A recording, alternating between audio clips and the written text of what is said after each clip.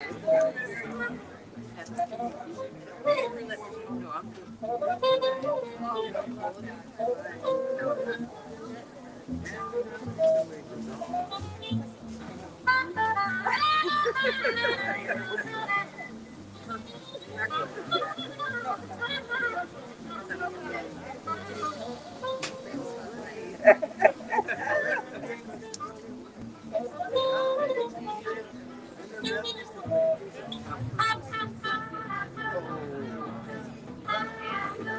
you should have said it.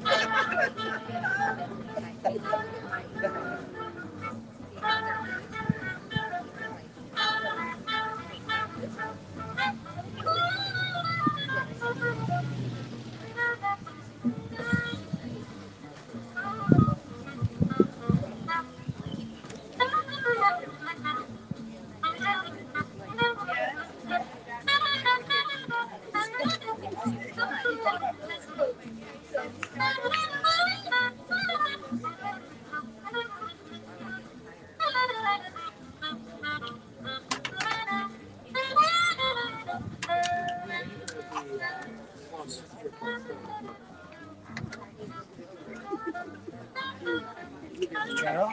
Mike, you don't even know what's in your food. No, don't worry about it. I'll hold it down. I can't criticize. Good evening. Hello, welcome to the Aquin Jones Museum and Cultural Center. I'm Carol Richardson, your museum coordinator, and we are a division within the City of Gainesville's Parks, Recreation, and Cultural Affairs. So we're so pleased to have you here today for our production of the Fannie Lou Hamer story. She's a fabulous, fabulous woman, and the woman that's playing her is just as awesome. She's a television host, she's an actress, she was a news anchor while she was in Jackson, Tennessee, and she currently lives in Gainesville with her husband, Mr. Scott Coon. So we're so happy that she's going to bring this story to life for you. But I'm even more excited about our moderator this evening. She's a local historian and educator. She's the executive director of the Cotton Club. She's been a mentor. I can remember many days, when I was 20-something, sitting in her living room on the floor and just talking to her about so many things. So this weekend has been very special. We've had two great moderators. Last night we had Miss Faye Williams. And so I'd like to now turn the mic over to Miss Vivian Filer. Thank you. Thank you. Thank you. I am standing on hallowed grounds as far as I'm concerned because my principal lived in this house. I graduated from the school across the street, and I am just excited that we can enjoy and learn from and be a part of such a legacy as that of Professor Aquin Jones and his wife, Mrs. Frederica Jones, who was my English teacher. I want to pay honor to Miss Faye Williams, who's sitting in the easy chair back there and relaxing, because Faye's mom and I were in high school together. Her mother also is a graduate from the school across the street and had Mr. and Mrs. Jones as their mentors. But tonight, we are here to talk about an era through the eyes and the words of Fannie Lou Hamer. You realize that all of us have work to do. All ages, all sexes, all races have work to do if we're going to live in a world that has anything near equality. Right now, what we're living in is a world filled with white privilege. It is the lay of the land. If we walk in equally yoked in every other sense, if you're white and I'm black, you're walking in with white privilege. Not that you chose it, but it's yours to have. Until we say that out loud and say, yes, I have it, we're never going to change it. And I just refuse to be a part of a group, a society that I am afraid to say that. I need to say it because you need to hear it. You need to say it so others can hear it. Having said that, Fannie Lou had that autonomy. She had the autonomy to take on the world in terms of her world, what she had the ability to do, what she had the capacity to do, and the lady was tired, as was my mother tired as was Faye's mother, as a black mothers, fathers all over were tired of the places we were, dot all the I's, cross all the T's, and still you don't get it because they didn't mean for you to get it. So I had a little conversation about the Constitution. Somebody was saying, well, they wrote all men are created equal, and they meant that. They just didn't call us men and women. They called us less than. So until you go to the meat of the matter, you're never going to know. That's all I need to say. But I just know the era that's characterized by Miss Fannie Lou Hamer in her famous saying, I'm sick and tired of being sick and tired, was her words for all of us. If we're black, please know we are sick and tired of being both. Think about that. I have to go to work. I'm sick and I'm tired, but I got to go clean your house. I've got to go work in the field. I've got to go put the roads together. I have got to go to work because back then there was no plan that you could have a sick day. If you did work, you were not going to get paid. I am honored. I'm very grateful to be given this opportunity. I look forward to the performance because I adore and admire the actress as well. Thank you very much.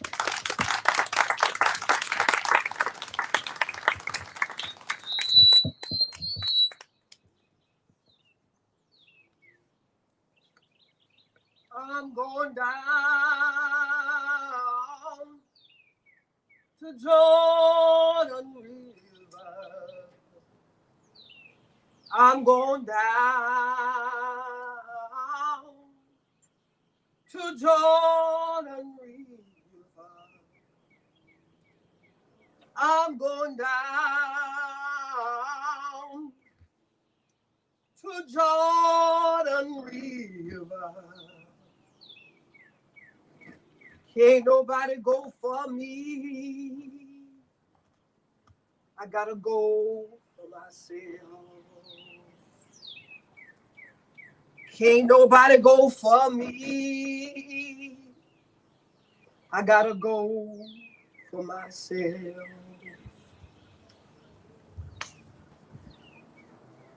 Thank you. Thank you so very much. Good evening, ladies and gentlemen. I am so pleased to be here this evening for the first time in Indianola, Mississippi, to speak in a mass meeting. And you just don't have an idea what a pleasure it is to me, because we've been working for the past 2 years across.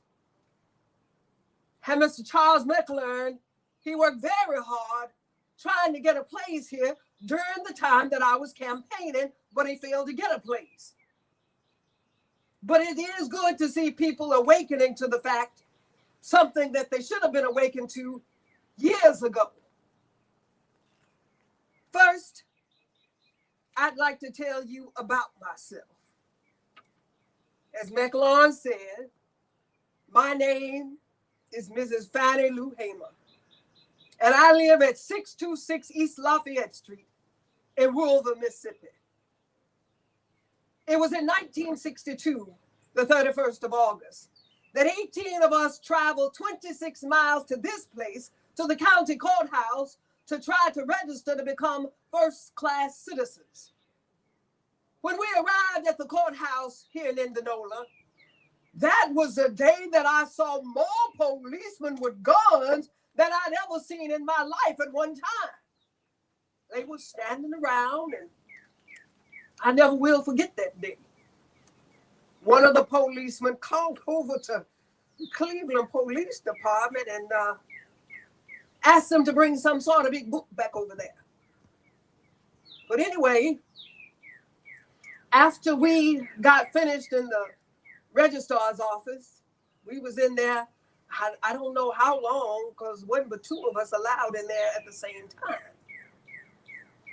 I was one of the first to finish, as I knew how to finish on my registration form, and I got back on the bus.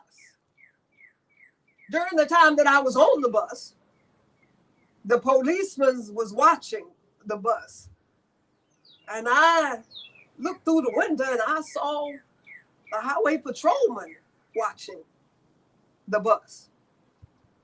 After everyone had got finished and we started back to Ruleville,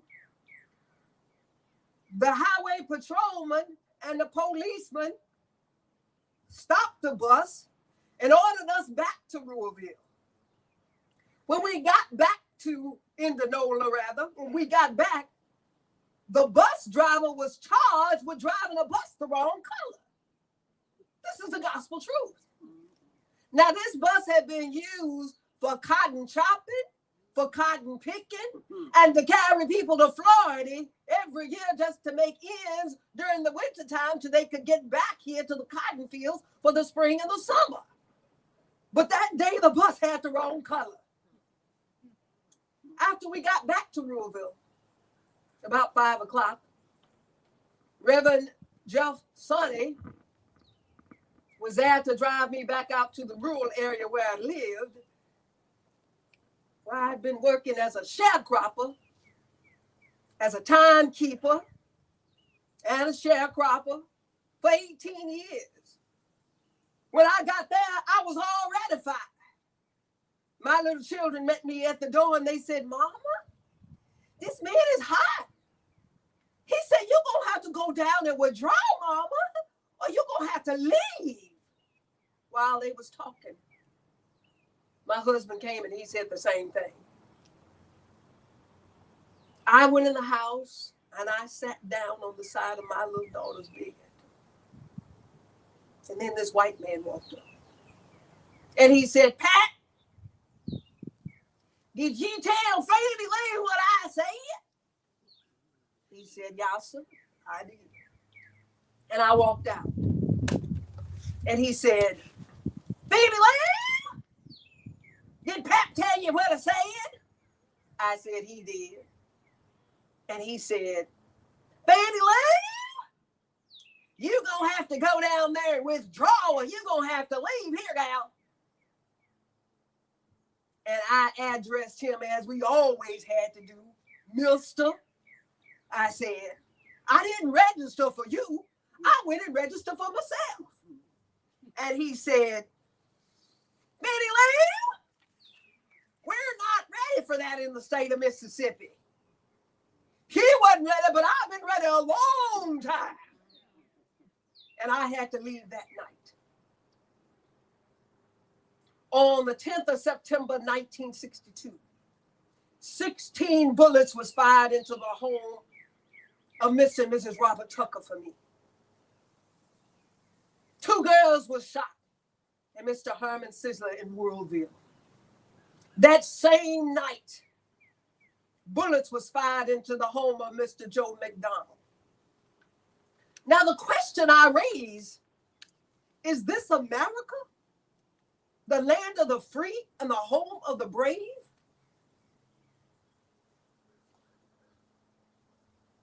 Where people are being lynched, murdered, and killed just because we want to register and vote?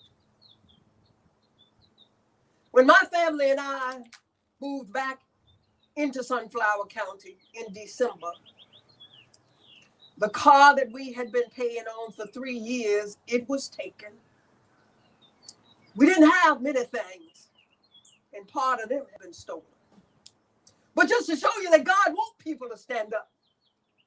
So we began at this address, 626 East Lafayette Street in Ruleville, Mississippi. Last February, my husband was arrested. He was arrested because I said, "I don't believe I've used 9,000 gallons of water and I don't have a bathtub of running water in the house." Can't you see justice in disguise? Can't you see justice in disguise? One morning about 5 o'clock, my husband got up to use the washroom. And there was a knock at our door. He said, "Come on in." Oh, it was 2 more policemen. "What are you doing up this time of night?" 5 o'clock in the morning. Can you see how justice is working in the state of Mississippi? You see, the part I raise here is you can't deny, not any one of you in this room, not Negroes. We have prayed and prayed for a change in Mississippi. And God made it so plain, he sent Moses down in Egypt land to tell Pharaoh to let my people go. And he made it so plain here in Mississippi. God sent the man that heads the project named Moses, Bob Moses. And God sent Bob Moses down in Mississippi to tell all of these hate groups, let my people go. You see, in this struggle, some people say, well, she doesn't talk very good. Well, the type of education we get, years to come, you won't talk too good. The type of education we get in the state of Mississippi will make our minds so narrow, it won't coordinate with our big bodies. And here's one of the next things that I don't like.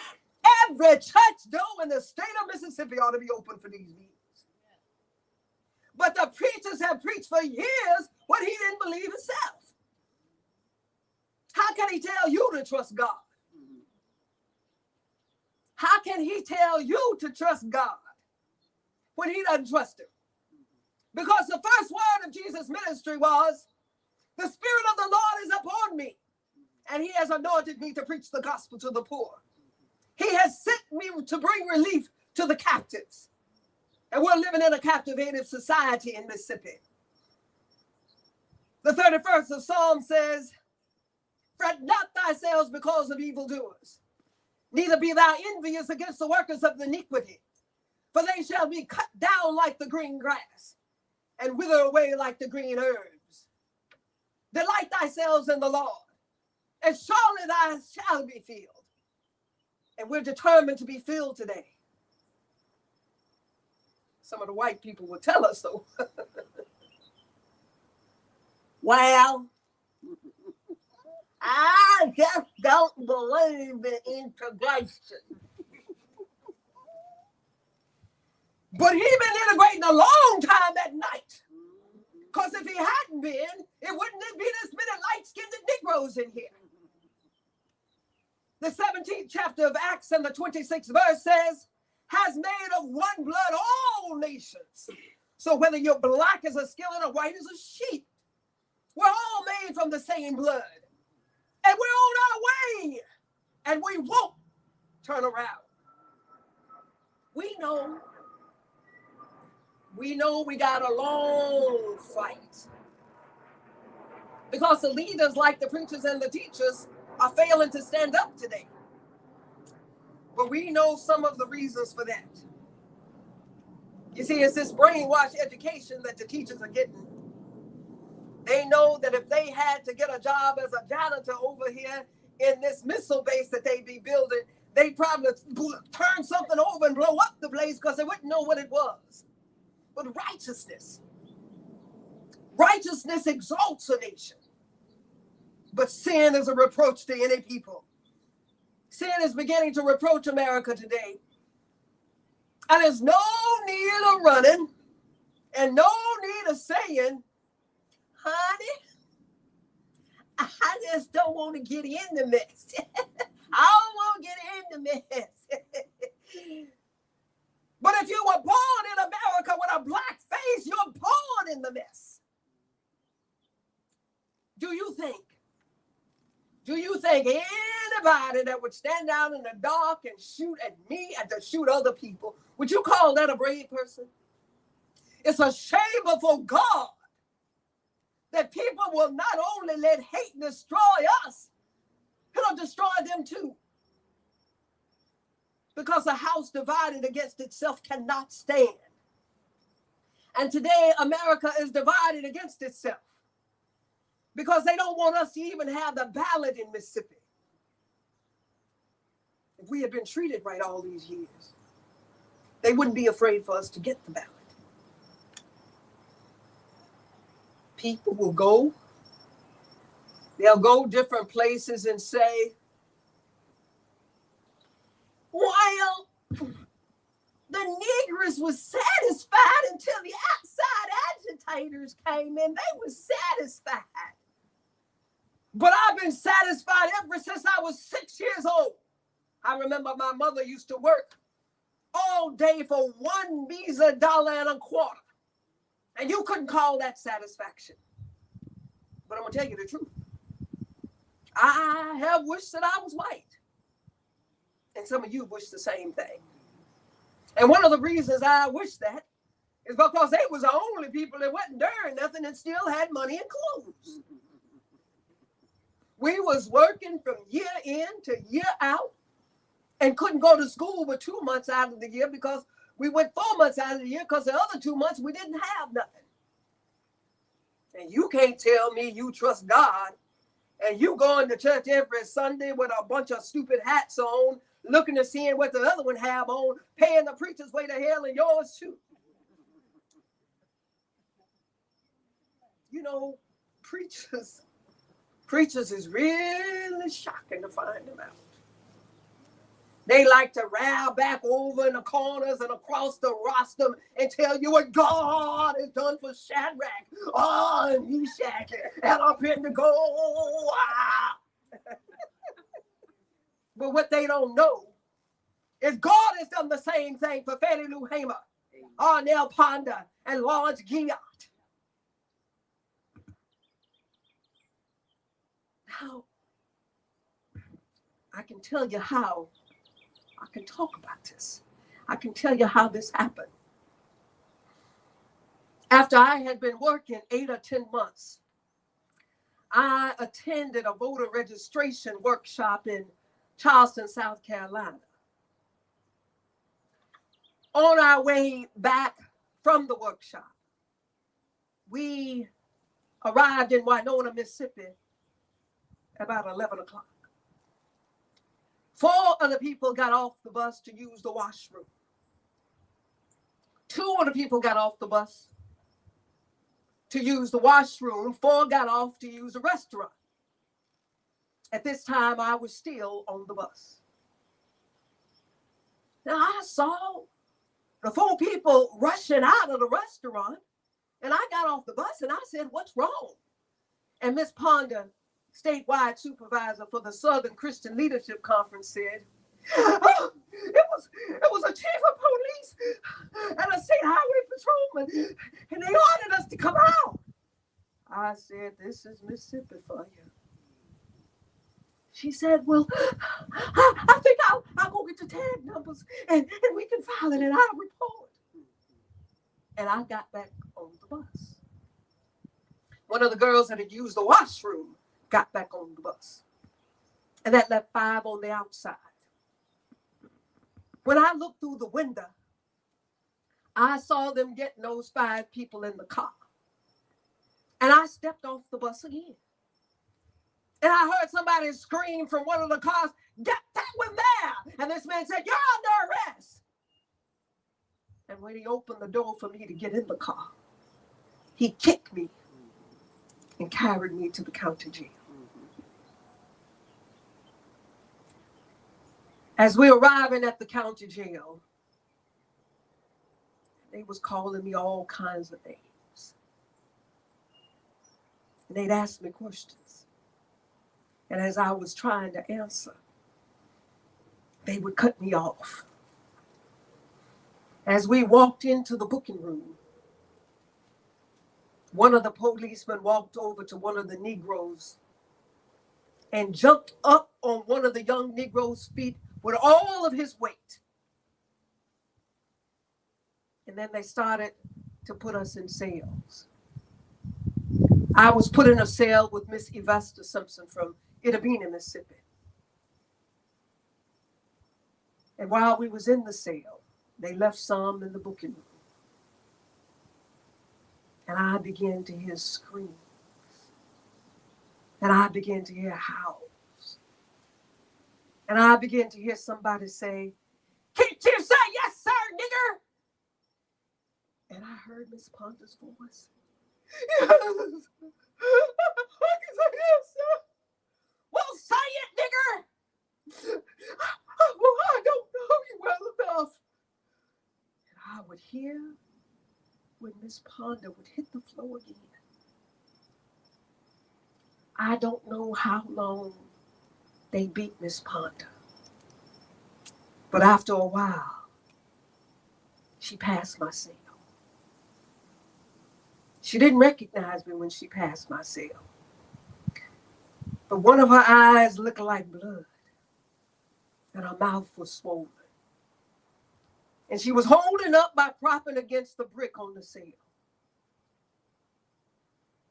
And then 3 white men came in my cell.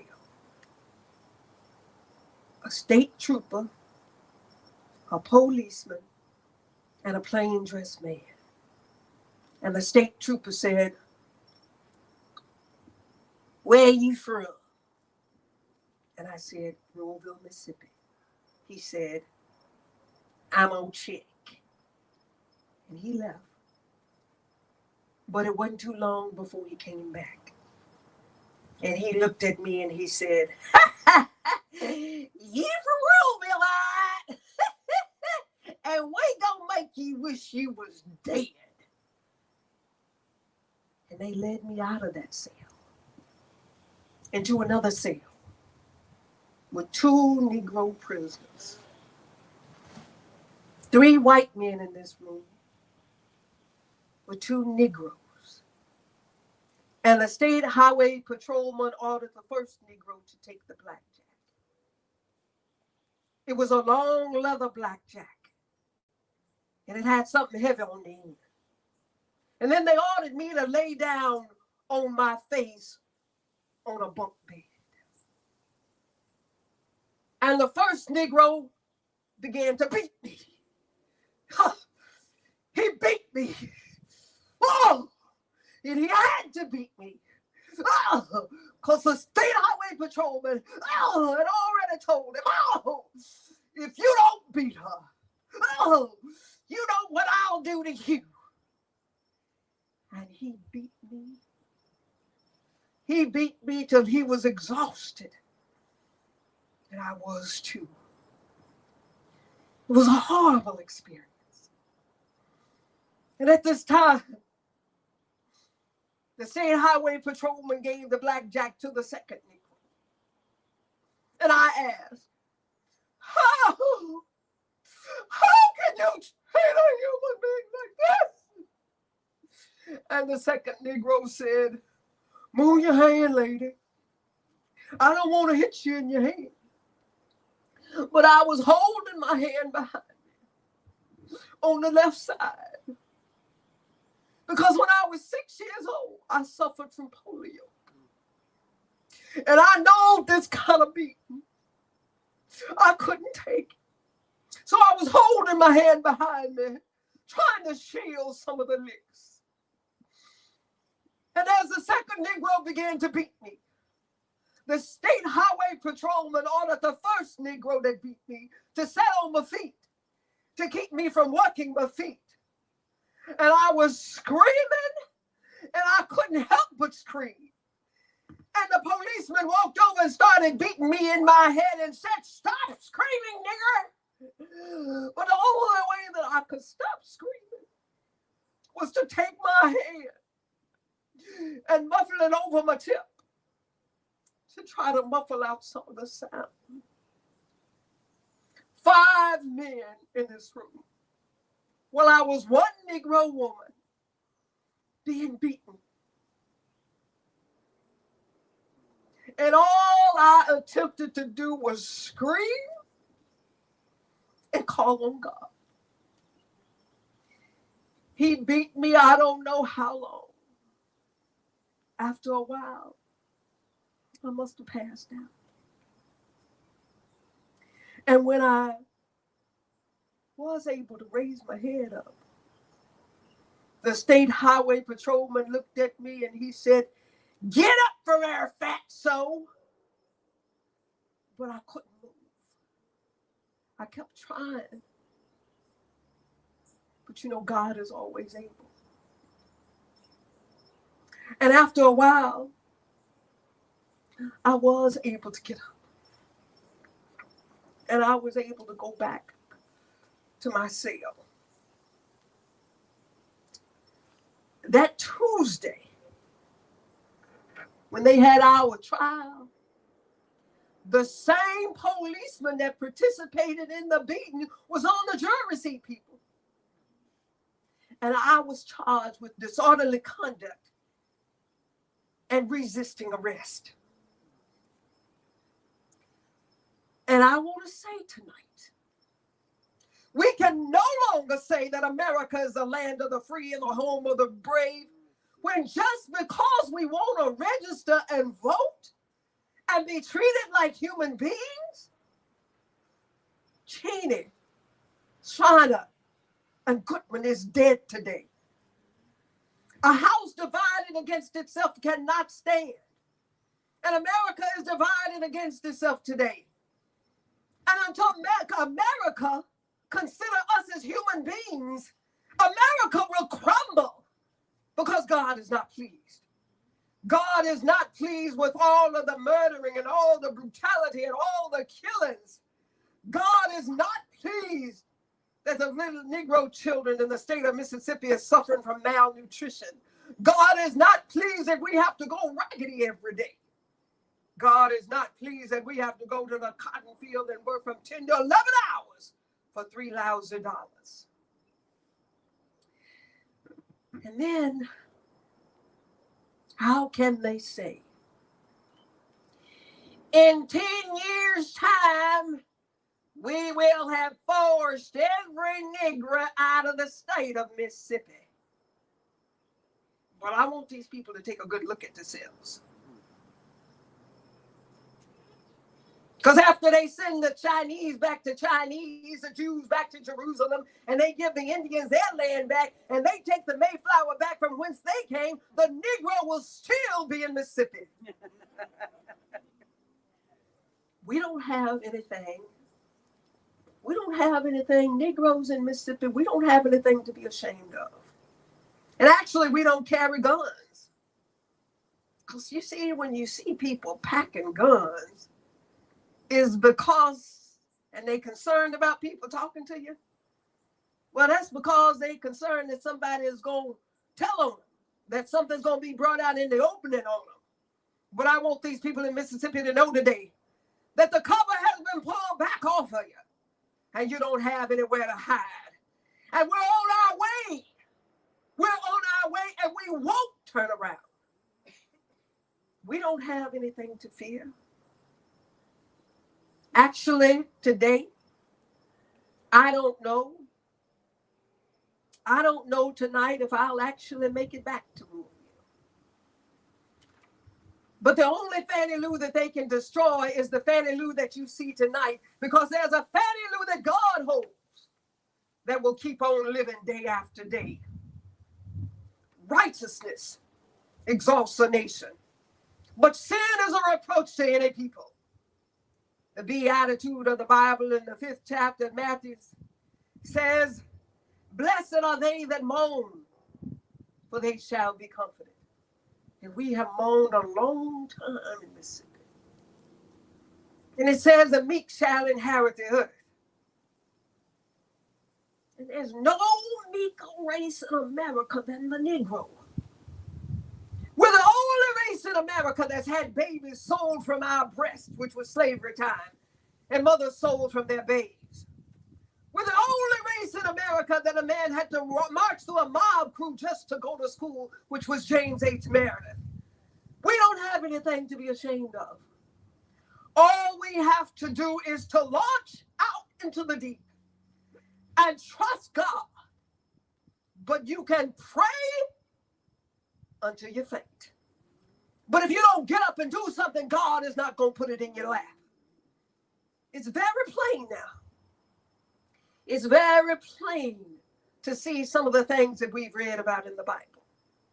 When the man looked out and he saw the number, he said, "These are they from every nation."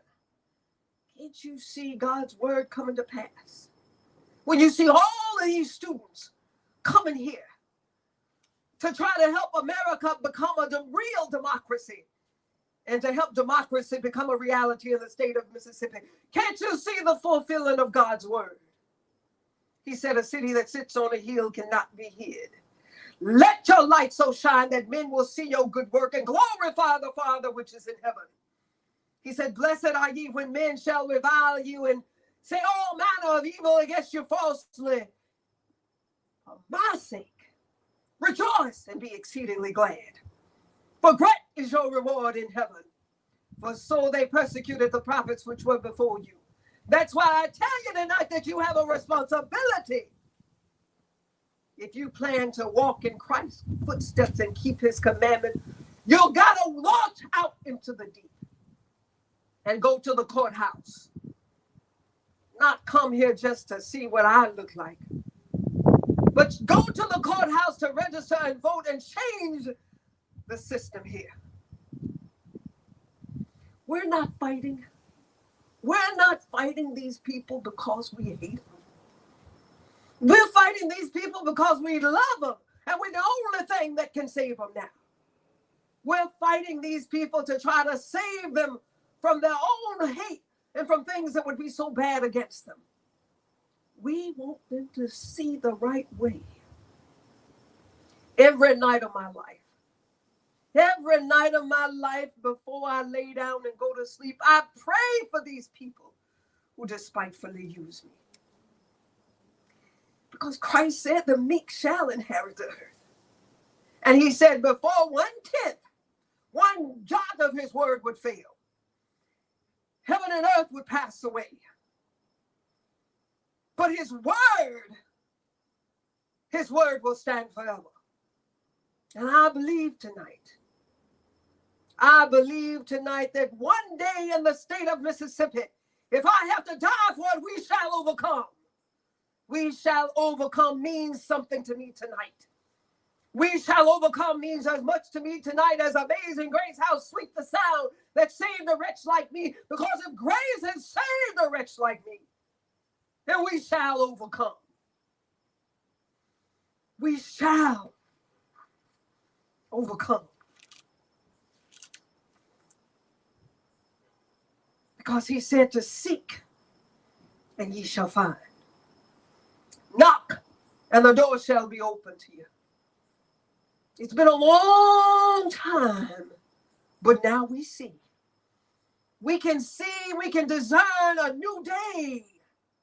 And one day the little Negro children, the little Negro boys and the little Negro girls won't be afraid to walk down the street because of so much hate will make a police jump on a kid. And one day by standing up, going to the courthouse to try to register and vote, we can get people that's concerned about us because we are human beings. And we want to just be treated like human beings. We want people over us that's concerned about us. Because now, if you see a Negro policeman, you can rest assured that he's a Tom. Because if he wasn't a Tom, he'd be elected by the people.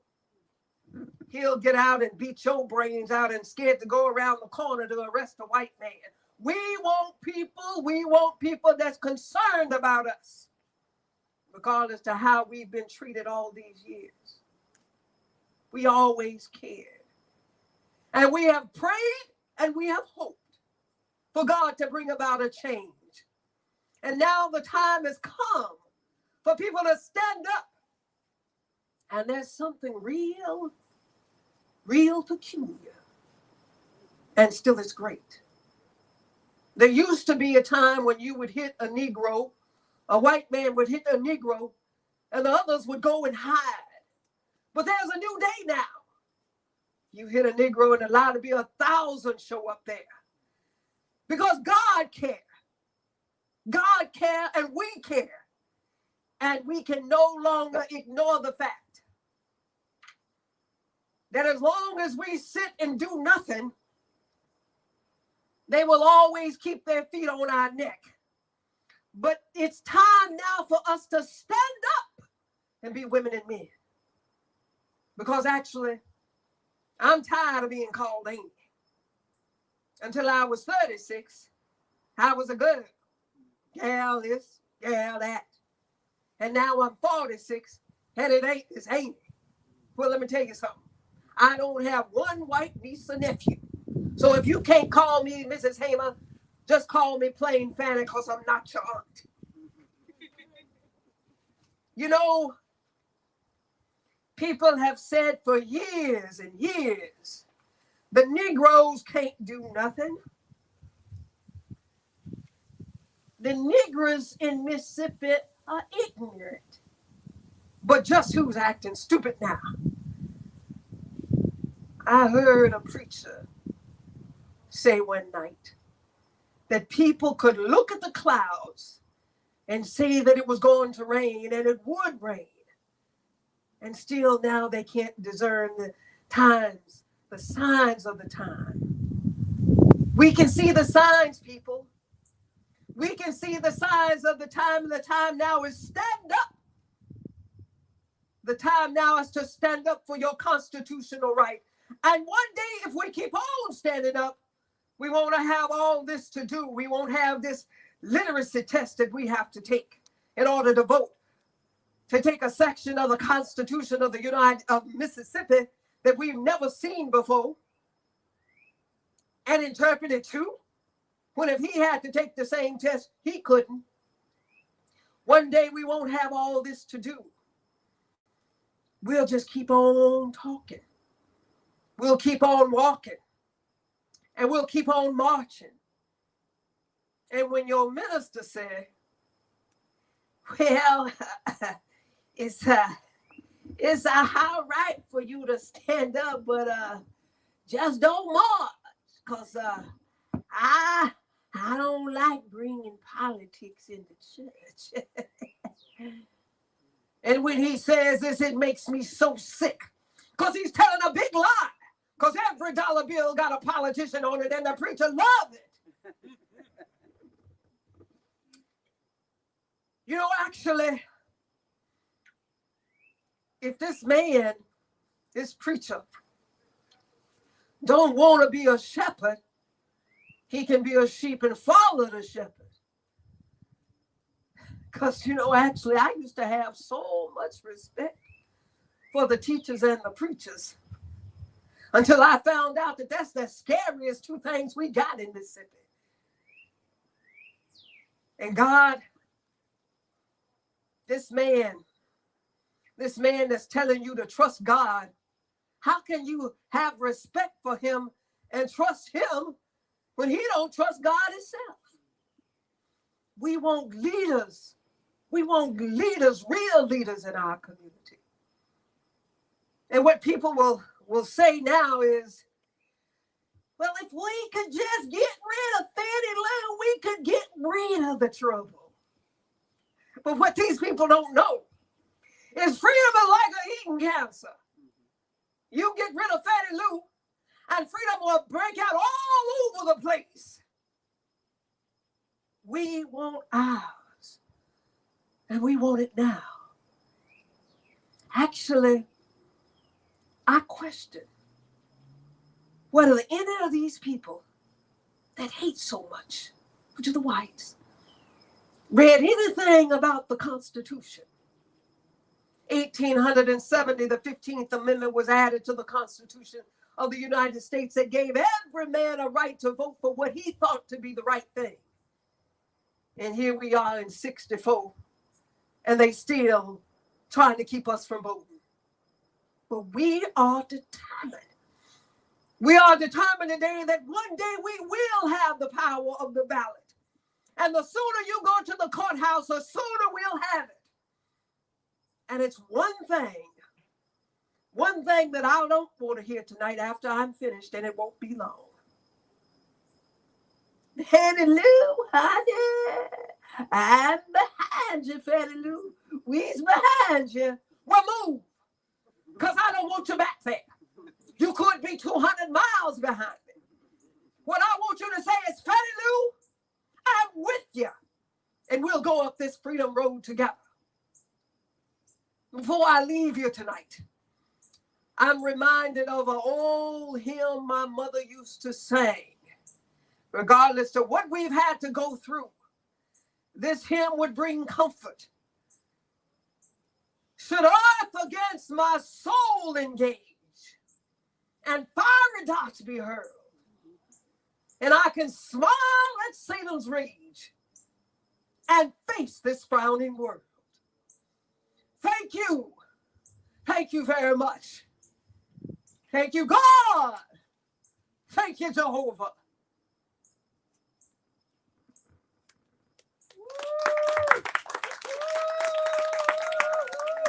Bravo. My goodness. Oh, my goodness.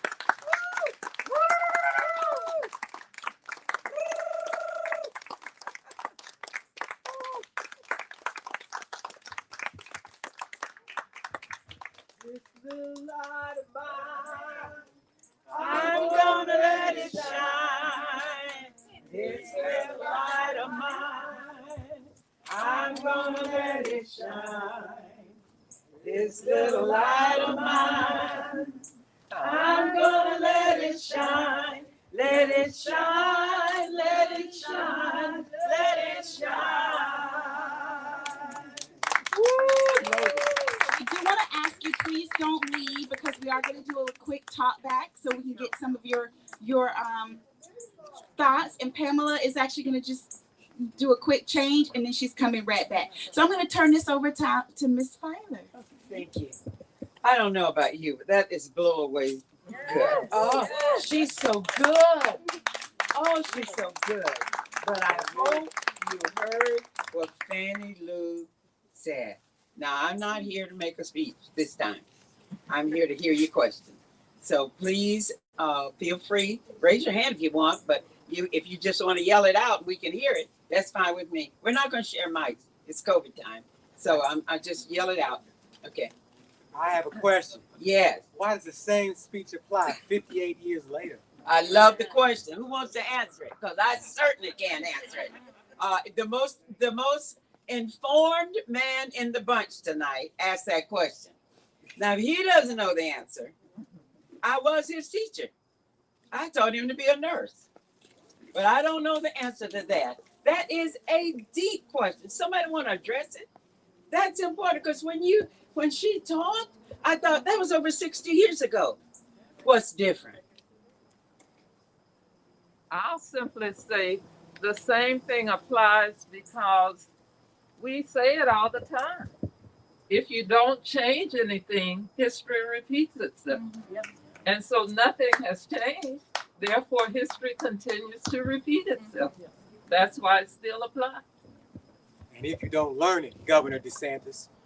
Yes, say it louder. And if you don't learn it, Governor DeSantis. Right. Right. So it's the same thing. So now, any other questions? Any other questions? What are we going to do about it? I mean, I think this is a wake-up call. So what can we do? I addressed a group last night with the same question about the Constitution. You know, all men are created equal. I said that earlier. Well, if we still aren't men and women, because now somebody's telling us, oh, don't teach critical, you know, they don't even know what CRT is. They don't even know what it is. And if you tell me that, I'm a storyteller. I go into classrooms. I've been doing it over 60 years. A teacher did meet me at the door and asked me not to talk about slavery. Can you imagine me not talking about slavery? That's what. So the first thing I talked about when I got in the room was slavery. She wasn't paying me. She didn't have to invite me back, but she invited me that day.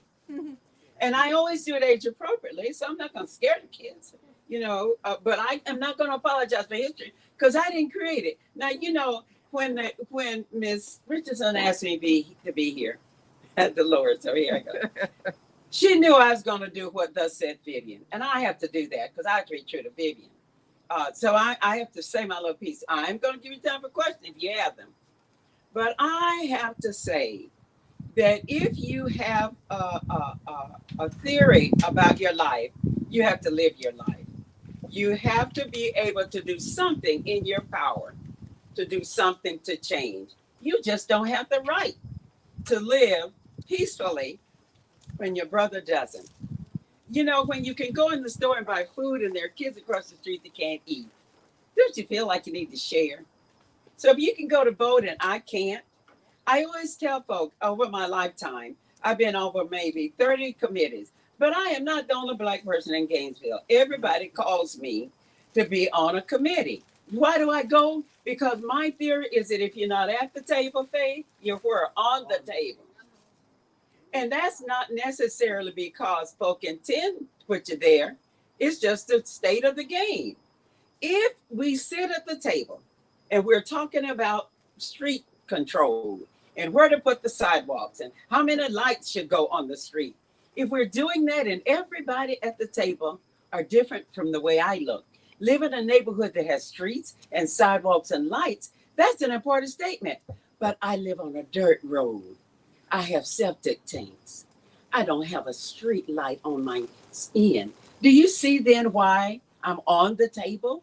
Because I'm not at the table to say, that doesn't fit me. So on those committees, I would always say, well, you put me on here Black. I'm going to be here Black till you put me off. If you didn't want me Black, and it, not negatively, here's what I want you to hear. Folks, we got to talk about how we change systems.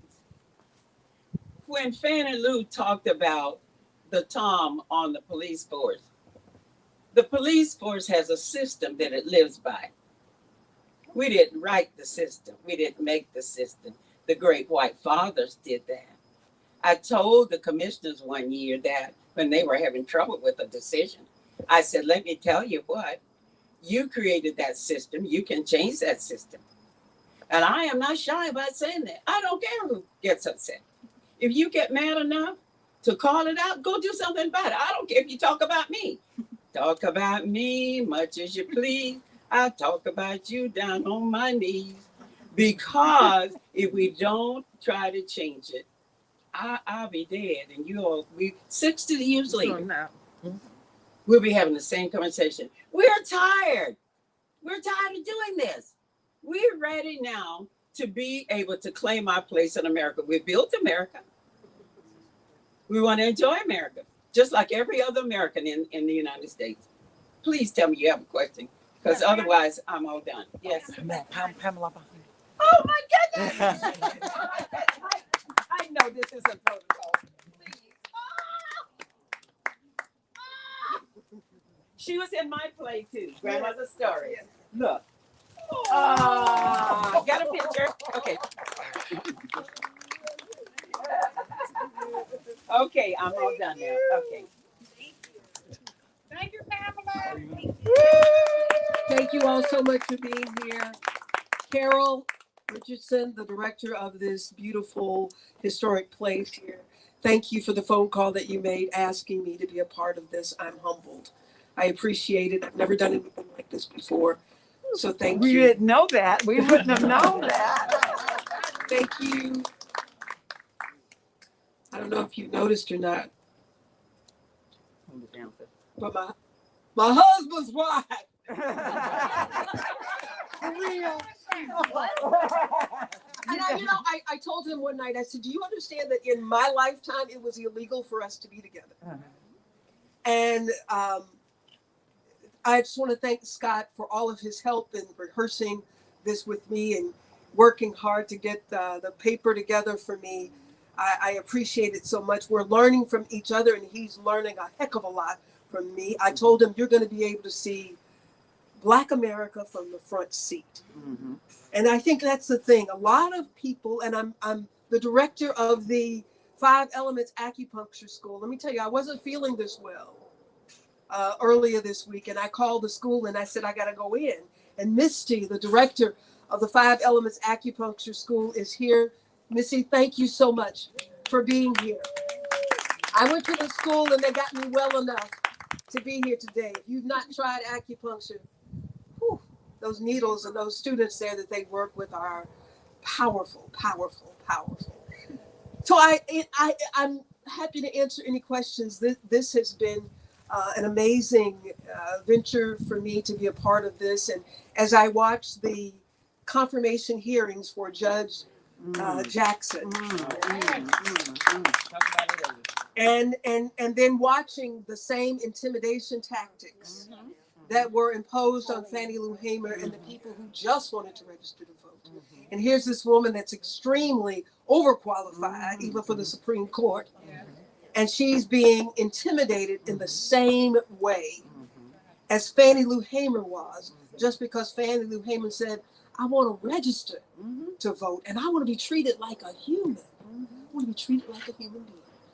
So there's so much work for us to do. And I watched that and I thought about those men who were sitting there who could have told those men who were acting up, you out of order, be quiet. You're embarrassing America. Because is this America? Is this America? What we have seen this week with the Supreme Court hearings, is this America? Unfortunately, it is. Any questions? Yes, sir. Did you study audio recordings of Miss Hamer? I did.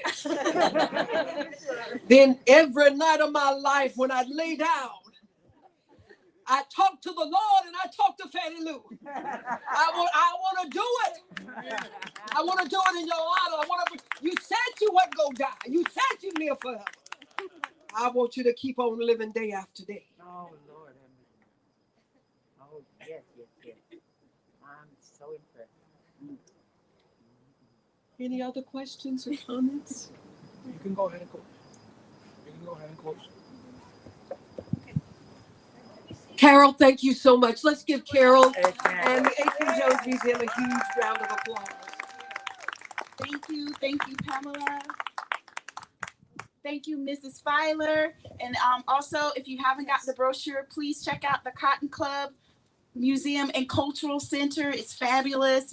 There's some exhibitions and some really wonderful programming they have over there. Thank you, Miss Faye.